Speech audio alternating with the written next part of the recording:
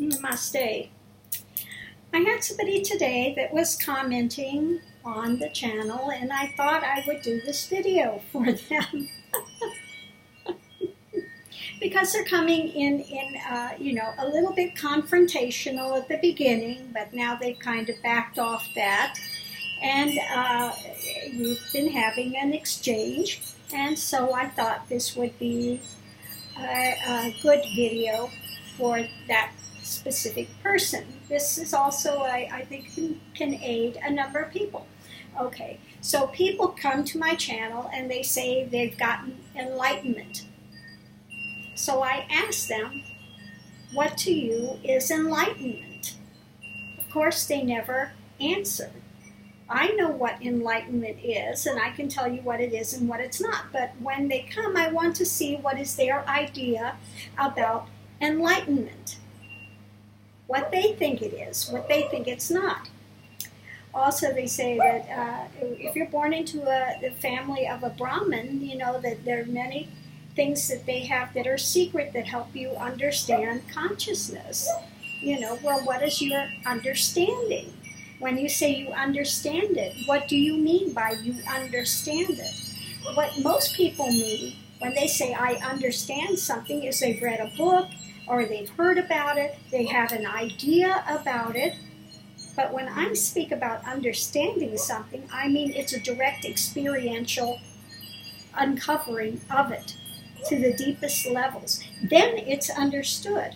Okay, if you've read books and you've heard lectures, then you have an intellectual idea about it. But I cannot say that it's understood. Okay, understanding means that you absolutely 100% know it to the depths of your being. And again, this is what is realization, what is enlightenment. Okay, enlightenment is when all the coverings fall. An awakened being is enlightened. Buddha was enlightened. Okay, it's not talking about I'm enlightening you on this subject. I'm giving you an intellectual ideation about something that you can run your thoughts around, okay, and try to convince yourself of. Okay. I think most people that come and say, you know, they're enlightened, or they have this view of, I've seen a light inside, therefore I am enlightened. That's not what's meant by enlightenment here. Enlightenment means all the coverings have been blown out, the Kundalini's been fully awakened, it's come to the end of its journey. Once entered that light beyond lights, the light beyond lights is being enlightened. Okay? That one is an enlightened being, one that is awake, one that's no longer in a sleep of illusion and delusion. Okay? What are you? Come here, little one. Come in. Come on. What are you barking? Come on. Good boy. Anyway, so that is enlightenment here. Realized. Moksha. Liberated being. One that has blown out the coverings and remains understanding what is Parabrahman, what is the absolute. One is no longer in the divided illusion of mind, one that has gone beyond that. That's awakened. Okay, that's enlightened. That is being realized. Okay, so many people throw around the word enlightenment so rapidly. And people ask me, what have you got against Nietzsche? Not? Well, I've heard his view on enlightenment. If you're happy, you're enlightened. That's not enlightenment. Not in any, people who come and say you don't know Sanatana Dharma, you don't know scripture. I do know scripture. You read the Upanishads, you read any of the old Vedic texts. Enlightenment does not mean the ego is happy. That's not being enlightened. Okay? Enlightened means all those coverings are gone. One is awakened into the reality. One has gone past Advaita mind and rests in the mind of Advaita, the mind of stillness. The consciousness has been blown out. All the illusions and delusions that have been running an ongoing mind are now still. They're settled. Okay, one is in clear seeing, clear cognition, aware. Okay, that's a vast difference than what is being now used in society. I've been enlightened into this, I've been enlightened into that, I have wisdom concerning this. Book learning is not wisdom. It's gatherings, facts, and figures, and other dramas which the mind has intellectually accepted. Okay? You can think you intellectually understand it, but I guarantee it that when you have the direct experience, it's going to blow out all of your intellectual ideas that you have about it. Everything you thought you knew about scriptures, about God, about yourself, when the genuine experience, when one goes into a Kevala Nirvikalpa Samadhi, where there's no you, no world, nothing's being seen with the five senses, it's beyond all of that, yet it's more real than anything that one sees that can touch in a physical realm. More reality than that. And that more reality at that point blows out all the identifications, blows out all the things you thought you knew, and you see how stupid one actually was. You know, we run around and think we know something, and we're so stupid we don't know we're stupid. That's how stupid we are. We've gathered all these ideations and mental ideas about things that we're running around and running our lives based upon. But that one experience will blow all of that out immediately. Okay? Game over. When one actually goes into that, the Kevala Nirvikalpa Samadhi, and then gets spit back out where the eyes open, and one is then seeing again a physical realm of Dvaita, but one remains in the Nirvikalpa Sahaj Samadhi, where the mind is still, there's no more mind that's occluding anything, attaching to any objective thing that's being seen in the Dvaita realm, when one remains in that Advaita consciousness and becomes awakened. It is, like Buddha said, like awakening from a dream. The dream state of the illusion of mind. Okay, then one enters what is known as the play of consciousness, the play of God at that point. Because one understands what this illusion is, this illusory world. One understands what's running like a thread through all of it, yet untouched by any of that play. One is in that thread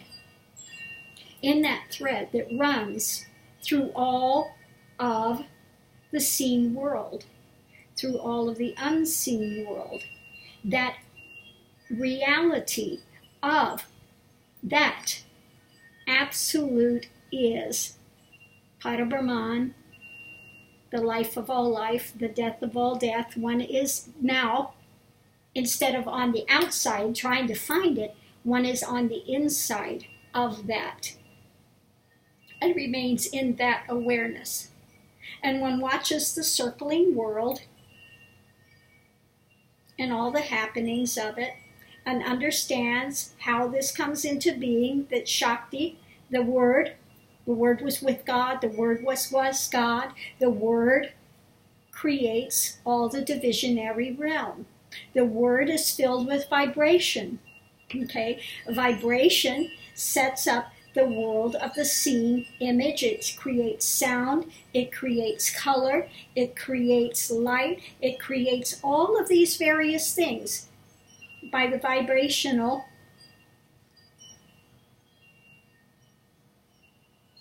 the vibrational aspect that it has. Vibrating faster, the tone is higher, the light is lighter. If it's vibrating very slow, it becomes seeming more solid, okay? So again, one sees and understands all of that, how the Shakti comes into play, okay? It's like, if I've used this explanation many times, you have the light bulb. If you have the light, it's the absolute. This is the quickest I can get the mundane mind to try to absorb what's being said. Okay, Shakti is like the lampshade with the holes in it. What powers the light that comes through the holes is the absolute. What makes it seem the division is because you've got those little areas, and that's the Shakti, creating what appears to be division, but it all comes from that singular source of absolute. Okay. So one is no longer deluded by what the eyes are seeing. Okay? The mind has stilled. It's no longer occluded by the divisionary realm, by divisionary mind. That has stilled. Enlightenment has taken place. One has awakened, been enlivened, enlightened, okay, walks in that light beyond lights. The light beyond lights. Understand that? The light beyond lights. The light of that is so great and vibrating so fast that it's a clear light. It's not seen as a physical light that one sees with the eyes. Those vibrations are too low. The vibration of that is so high that it's like a clear light. But make no mistake, it is light that powers all lights. Okay. So I just wanted to put that out about people's understanding of, and they use the term enlightenment, you know, and they understand, you know. I don't care how many books you read. I don't care how many scriptures that you've memorized. It says nothing compared to 1 second of that type of samadhi, which blows all of that out immediately. That's why it's nibbana, blown out. Okay? All the delusion is blown out. At that point in time, one understands all of the scriptures. Okay? Because one is in the mind of the rishi. One is in the mind of realization. That cognition of the reality versus that which is the illusion. Okay? Any genuine scripture that comes from the mind of enlightenment, any enlightened being will immediately understand it. Okay? Because it all comes from that singular cognition. There is only one divine is. Only one absolute that runs like a thread. I don't care what is the religious persuasion. It's that same one divine is. So when one has uncovered the truth of that and rests within that singular cognition, it doesn't matter what text, what religion, one is going to understand the pointing of that and where it's going to if one has broken through the illusion to the reality. Okay? Reality is one, ideations about it are many. That's why they say, again, truth is one. When you have a liar, the lies are many. Okay, but truth is singular. Okay? And when one starts lying, they have to continue to make up lie after lie after lie after lie. When you're in truth, it's a singular story. That's it, one. Okay? Truth is one, lies are many. Okay? So again, I just wanted to bring that out. What's the difference between enlightenment, knowing versus knowing about? When people most people say they know, it means they've read, I've studied, I have an intellectual idea about it. Okay, but that's not direct knowing. That's knowing about a subject, that's not knowing the subject directly. Okay. So namaste. Have a great day. Thank you for visiting.